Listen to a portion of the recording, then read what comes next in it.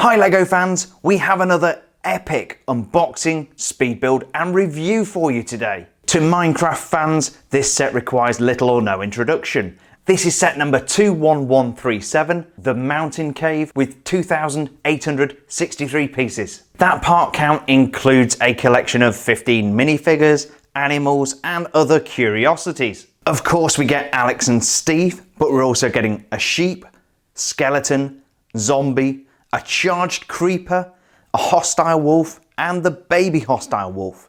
We're getting 2 bats, 2 small slimes, a large slime, a cave spider and the Enderman. This is a big box. In fact, this is the same size box that LEGO used to package up the Disney Castle, and that was a set that came with 4,080 pieces.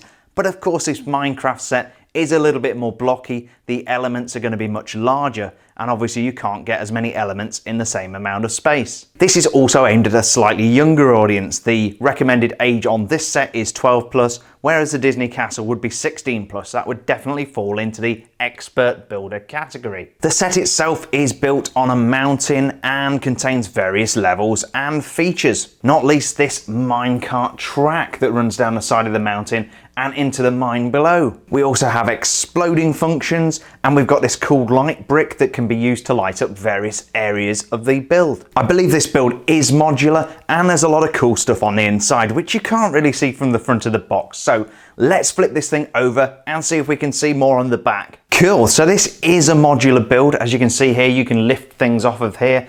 Even the track pieces can be taken off and reconfigured into your own design. And here's a couple of suggested reconfigurations that you could go build. The mini slimes can be stored inside the big slime, and there are all kinds of exploding features. Here we can see the charged creeper falling through a trapdoor into the abyss. We have an elevator for the minecart to get to the top of the track. The light brick can be used to illuminate 7 different features on the set, but not simultaneously. And I'm sure many custom model builders have already taken up that challenge of making them all light up at once. Cool, well I think that's the packaging well documented. Let's rip this thing open and see what we've got inside.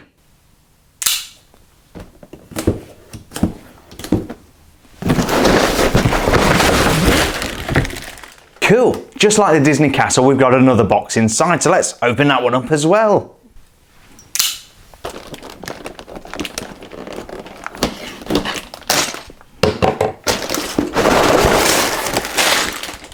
Wow, that's a lot of LEGO.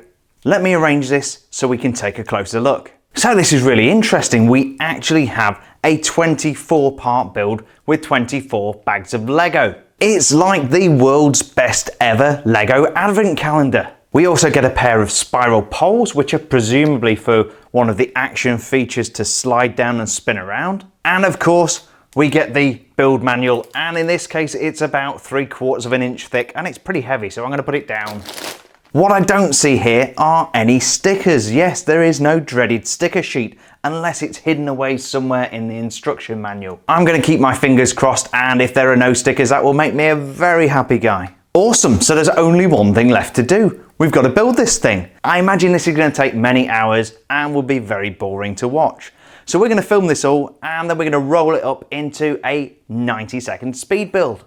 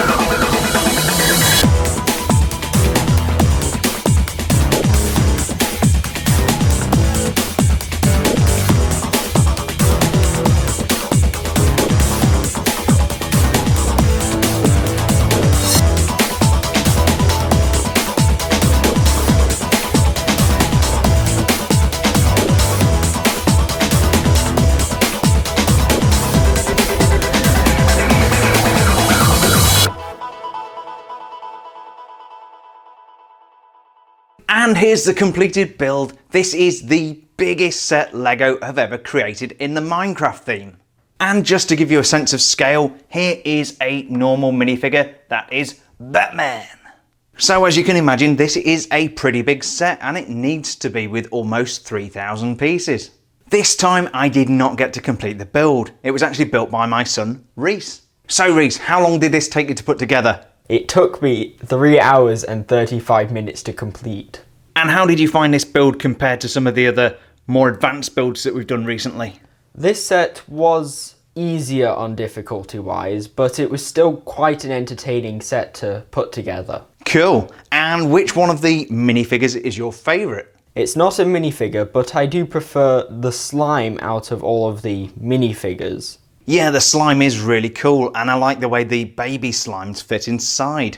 Okay, so this looks pretty impressive from the front, but there's also lots to see on the sides and on the back. And it's quite modular as well, so some of the parts will lift off so we can get inside. So let's spin it around and have a look at it from the different angles before we start to take it to bits. Here's the back of the set, and as you can see, the entirety of the mountain is hollow, and there's loads of stuff to play with inside. We'll come back to this later in the video and look at all the awesome detail inside. From this side you can see the epic waterfall that tumbles down the side of the mountain. And from the side we can see the entrance to the cave, which is blocked up by rubble, and there's a cave spider. Awesome, so now we've got an overview of the set, let's go ahead and take a look at the minifigures, the animals, and the other miscellaneous strange entities within the set. First up, this is Steve, who is our original and perhaps best known Minecraft dweller. He's wearing this iron suit and carrying a clock, which is a nice one stud round printed piece. There's no actual printing apart from this tiny little bit of printing that you can see through the collar of the armor there, and he is carrying this enchanted pickaxe. I really like this very cool helmet that he's wearing on top of his blocky head, and that is Steve.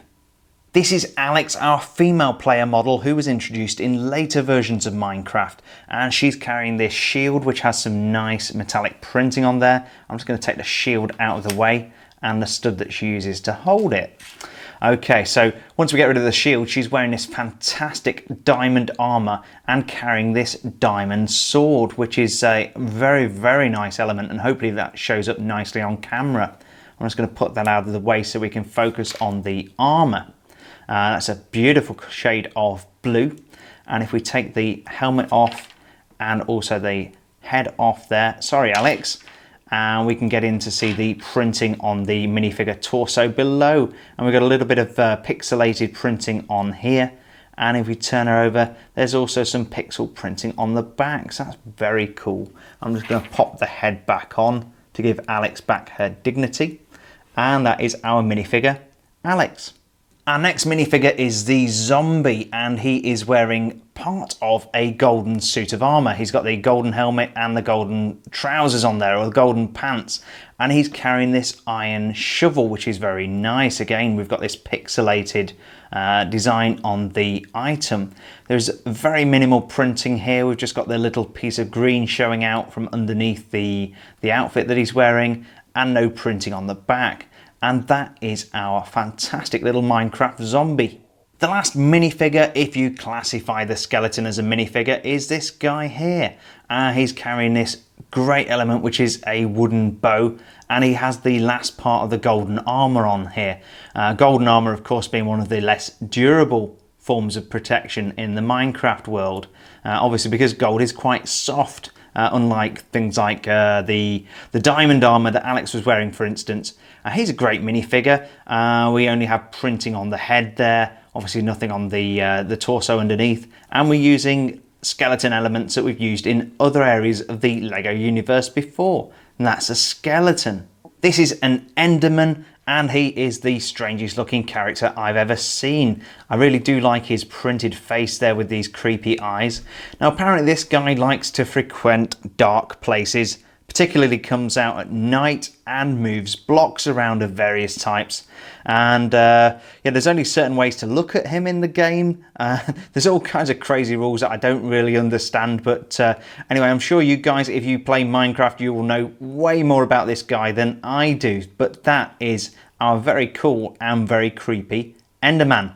This is a charged creeper. Now the creeper is one of the more recognisable bad guys in Minecraft, and what happens is when they get struck by lightning they become charged, and apparently that gives them a wider blast radius so they can cause more damage from further afield. Let's just compare him to a standard creeper who doesn't come in this set. We actually got him in a previous set, and as you can see he's exactly the same except that some of the elements have been swapped out for translucent blue. And that's a very cool looking little creeper there, both of them actually, but I really like it with the translucent azure blue. That's our charged creeper. These are our hostile wolves. On the left we can see the full grown adult, and on the right we can see the baby hostile wolf.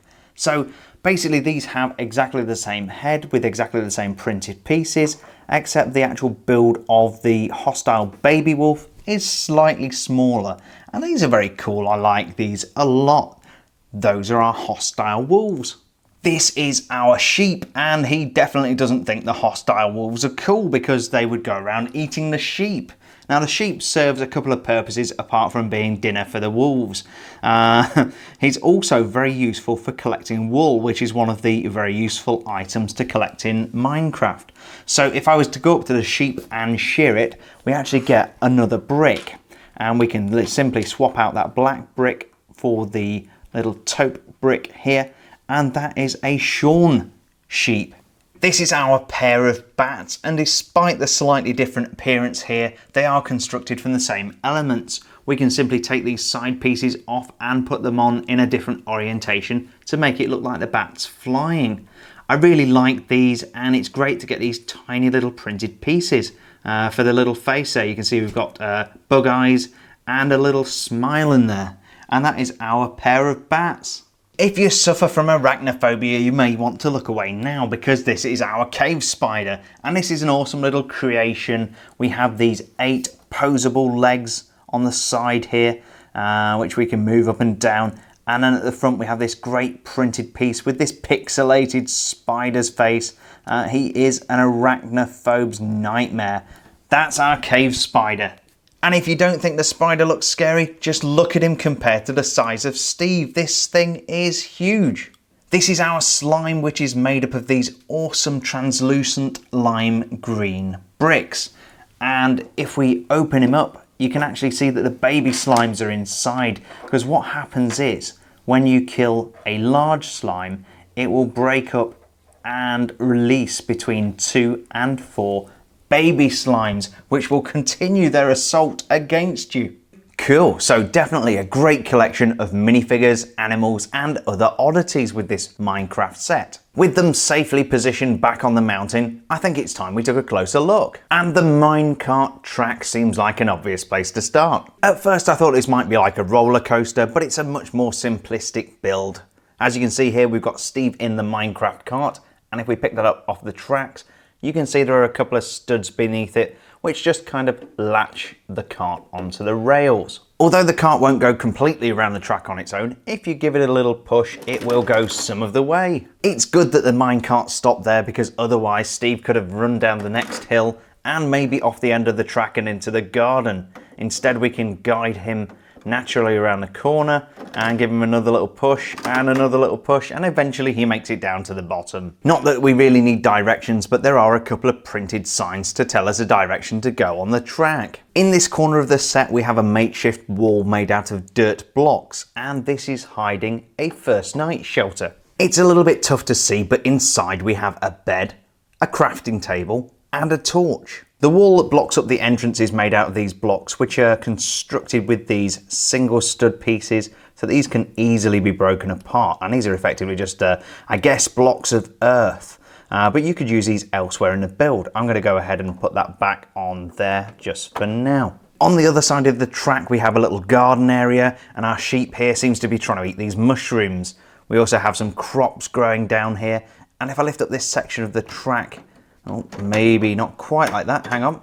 Let's take those off, and that piece as well. You can see we've got some running water underneath, which is helping the garden to grow. Staying on the top side, we have this wooded area here where our zombie friend and the hostile wolves like to hang out. One detail I particularly like here is that as we go further up the mountain, and as you can see on top of this tree, we start to accumulate snowfall. And that continues all the way around onto this section at the top here. Also here we have our first chest of goodies, so let's take a look to see what we've got inside.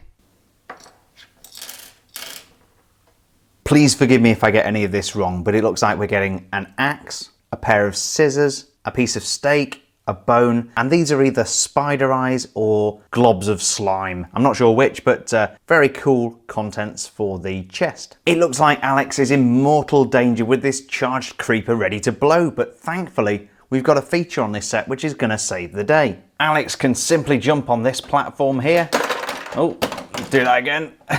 And yay. Send the creeper tumbling to its doom. This is actually a really simple mechanism. We have these three pieces here resting on a ledge. By pushing this up, we expose the brown piece here, which they were resting on, and they simply fall through the hole. At the top of the mountain, we have this contained area with a little gate there where we could possibly keep livestock. We also have a jack-o'-lantern face, which is very decorative. The jack-o'-lantern can also be illuminated by inserting the light brick at the back of the set and pushing the button like so. On the other side of the creeper face at the back of the model, we have this dwelling, and we can lift off the top of the roof to let a little bit more light in. Inside the room, we have a bed, we have a creeper head trophy, we have a torch, some wall art, and a furnace. And if we press this light brick on the side here, we can actually make the furnace light up. To get in and out of the room, we have a beautifully constructed door which opens up into this passageway adjacent. At the very top of the mountain, there is this TNT printed element, which is going to come in very useful because we're about to blow the roof off the mountain. We do that using this lever arrangement here, and by simply pushing this to one side, we can flip the top off. I'm positive that was meant to be more dramatic, so let's try that again. Much more like it. At the side we have a ladder which ascends vertically all the way up the mountain. And at the top we have this dial here which operates a very cool lift mechanism. This is the first time I've seen one of these spiral turn shafts used to mechanize an elevator, and I think it's very innovative the way LEGO put this together. From inside the mountain cave, the purpose for the elevator becomes even more evident. We can use this to raise the minecart up to the top of the shaft. As we turn the knob at the top of the shaft, we can see the minecart rising up. And many turns later, the cart arrives at the top of the track, ready to slide all the way down. This is the second of two carts we get in the set, and as you can see, we have another chest here, so let's take a look what's inside. The treasure chest is secured in the cart using this stud on the bottom here, so that's easily removed. And then we can take all of the elements out from inside. So looks like we've got a loaf of bread, a golden apple, and I think I would be right in saying those elements are lapis lazuli. The bread is a fairly normal LEGO element, as are the studs. And while we've seen apples many times before, I don't think I've ever seen one in this gold colour. And from what I understand, keeping in mind that I don't really play Minecraft, finding a golden apple in Minecraft is a bit of a big deal. So it's very cool to get one of those elements in this set. At the side entrance to the cave, we have another block of TNT, and we can blow away this rubble that's blocking the side entrance simply by pushing down this lever here, like so. That allows us to access the depths of the cave where we can mine these rich mineral deposits. I really like the way LEGO have brought these elements to life, sandwiching the ore between these grey tiles. Another very cool feature in this deep dark part of the cave is this lava flow, and we can reach in and draw this lava across the tracks of the mine cart. The wall of redstone can also be illuminated using the light brick. Moving along, we have a very cool place for our bat to hang out, most literally. And then we find ourselves in the main underground cavern. Here lurks slimes, lava, and all kinds of nasties. In the darkest depths of the cave, we have a cave spider spawn point, and by turning a knob on the front of the build, we can actually make the cave spider within turn around, like so.